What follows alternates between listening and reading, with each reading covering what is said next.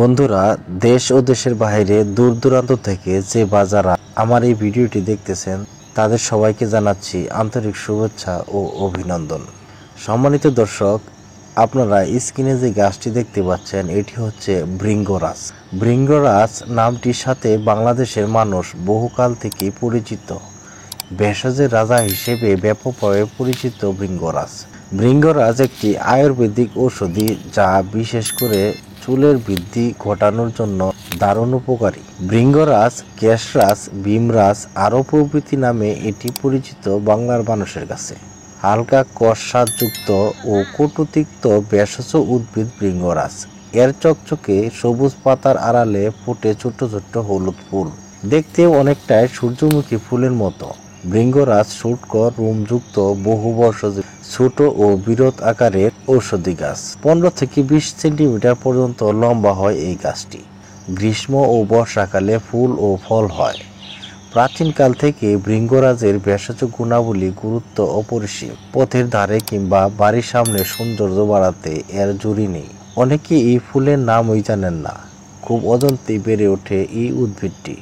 কিন্তু কখনো কি ভেবে দেখেছেন অযত্নে বেড়ে ওঠা এই উদ্ভিদটি আপনার এত উপকারে আসতে পারে? এই উদ্ভিদটি অনেক জটিল সমস্যা থেকে অনায়াসে মুক্তি দিতে সক্ষম।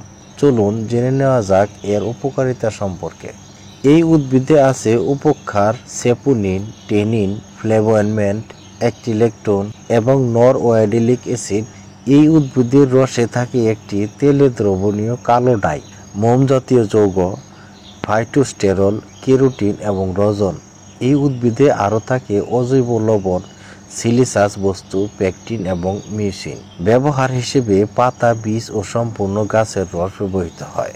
এটি কাশি, মাথা ব্যথা, চর্মরোগ ও টাক পড়ার চিকিৎসায় এবং চুলের বৃদ্ধিতে দারুণ কার্যকর। চুল দীর্ঘ ও কালো করে স্নায়বিক দুর্বলতার বলকারক।